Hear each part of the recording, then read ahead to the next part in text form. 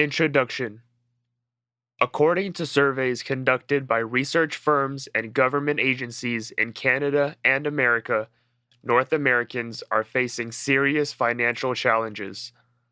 In Canada, 1 in 4 Canadians have to borrow to buy food or pay for daily expenses because they run out of money. 1 in 6 Canadians don't make enough to cover their monthly expenses. 70% of Canadians are worried they are not saving enough for retirement, and 32% are not saving for retirement at all. The US picture is even gloomier. 79% of Americans feel financial stress. More than half live paycheck to paycheck. 62% of Americans carry credit card debt. 37% have already maxed out their credit card, and 27% don't pay their bills on time. Most of us don't want to become a statistic. These problems are all around us. They happen to our own family and our friends' families. It's ironic that we live in one of the wealthiest countries in the world, but we always have money problems. We can work hard all our lives, but retire poor. We do so much to raise our kids just to see them finish college with a lot of debt.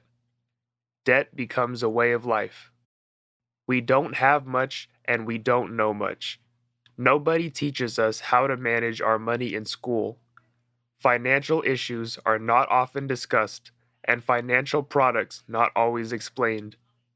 Most people have trouble balancing their own checkbook and reading a financial statement. We use credit cards every day and don't always understand all the hidden charges. We buy insurance policies and stick them in a file cabinet. We contribute to our 401k or RRSP and hope someone will take care of it. We all want to have a comfortable retirement, but few have a plan. We may be active spenders, but passive savers. It's possible that we don't know what we don't know.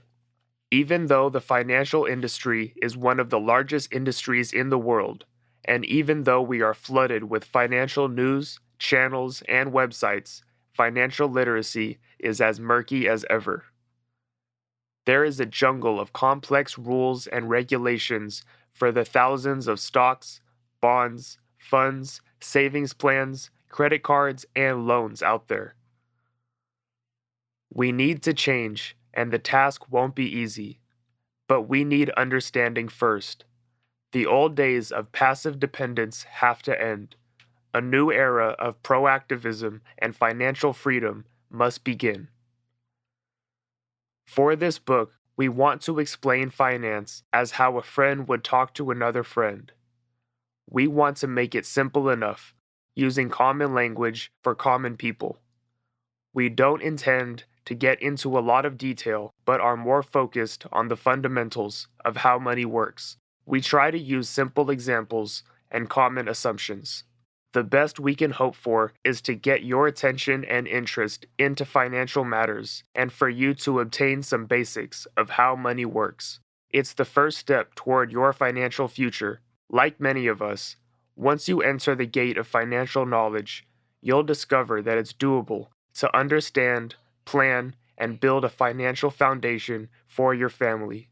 Remember, there is nobody more interested in your financial future than you are. Definitely not the government or your employer.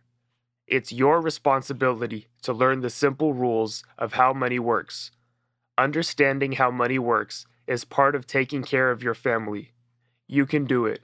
You can control your future.